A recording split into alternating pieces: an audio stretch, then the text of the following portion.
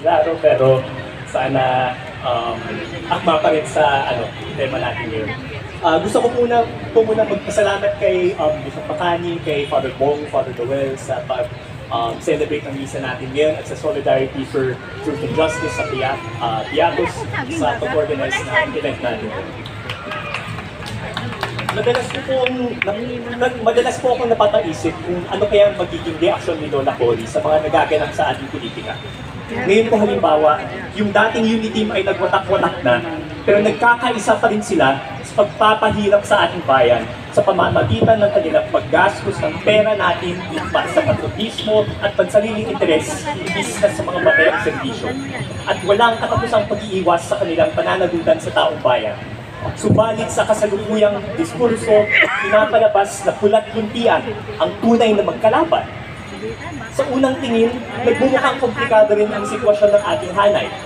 Ngayong umaga lang po kasama po natin sina Calyodi, sina Franz Castro. Hindi po ako magtataka kung ito ang kauna-unahang beses na ipinagdiwang nila ang kaarawan ni Lola Cory. Pero sa kabilang banda, nandito rin naman po si CJ Sereno na itututuloy ko pong kaibigan, pero pagdating sa ilang mga makakalagang issue, siguro yung position ko, mas malapit kina Atty. Luke Calyodi at Mark Franz. So, medyo komplikado talaga ang sitwasyon natin ngayon. Ano ba ang nangyayari sa ating bayan na sa iba-ibang panig ng ating lipunan, nag-aaway ang mga dating magkakasundo at nagsasama-sama ang mga dating magkakatunggalin? Hindi ko po alam, at hindi ko rin alam kung masasagot ito ni Lola Cory kung nandito pa rin siya ngayon. Ngunit meron siyang sinabi nung panahon ng Pangulong Arroyo na isa rin komplikadong yugto ng ating kasaysayan na sa tingin ko ay akma pa rin sa sitwasyon natin ngayon. I am PCCA, Private Citizen Cory Aquino, Filipino. I do not claim to represent anyone's views other than my own. When I take to the streets to express my opinion, I do so with no vain expectations that others will follow my lead. I do not fancy myself a 72-year-old Pied Piper who can summon the so-called magic of people power. Whether in the company of 10 or 10,000, I will be there if I believe I should let my stand be heard. Those who march beside, behind, or in front of me on the streets may hold views and convictions quite different from mine. I have no control over that. Such is the nature of democracy. Komplikado talaga ang demokrasya, pero ginagamit ng mga puwersa ng kadiliman at kasamaan noon hanggang ngayon ang ganitong komplikasyon bilang taguan, lalo na tuwing simple lang ang mga tanong na tinatakasan nila. Sa ating mga kongresista, present company excluded, tama ba ang pagbanta ng karahasan at pagpaslang? Tama ba ang pagpapabaya sa DepEd sa gitna ng isang krisis sa edukasyon? Tama ba ang paglustay sa confidential and intelligence funds at ang pag-iwas sa anumang uri ng pananagutan para dito?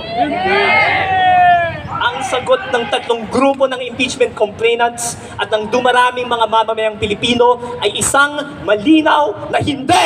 Hindi!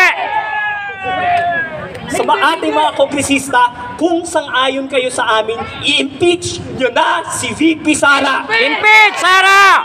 At kung hindi kayo sumasang-ayon, huwag niyo na itong patagalin. Sabihin niyo na tama ang mali at isama niyo ito sa kataksilang ito sa corrupt niyong budget at ipakita niyo sa lahat na wala nga kayong pinagkaiba sa mga buwayat baboy na parating ihinahalin tulad sa inyo.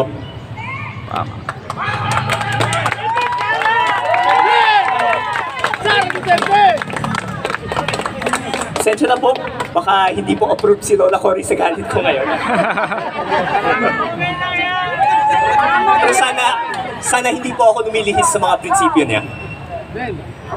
Para naman po sa ating mga nagmamahal kay Lola Cory, o kung hindi man sa kanya, sa mga nagmamahal sa mga ipinaglaban niya, ang katotohanan at demokrasya, mas mahirap naman ang hamong hinaharap natin. Komplikado nga ang Pilipinas. Hindi parating malinaw kung ano ang tama o totoo, lalong-lalo na ngayon.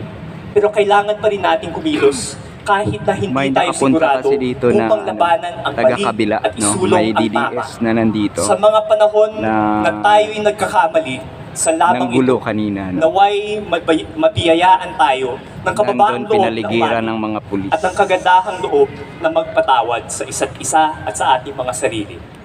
Hindi perpektong tao si May Lola Connie. pinadala sila dito Ako ng naman mga po ay mas DDS. malapit siguro sa kabaliktaran nito. Pero tayong mga imperpektong tao lamang, mga imperpektong mamamayan, ang pwedeng tumahak sa landas na walang hanggan tungo sa isang perpektong demokrasya.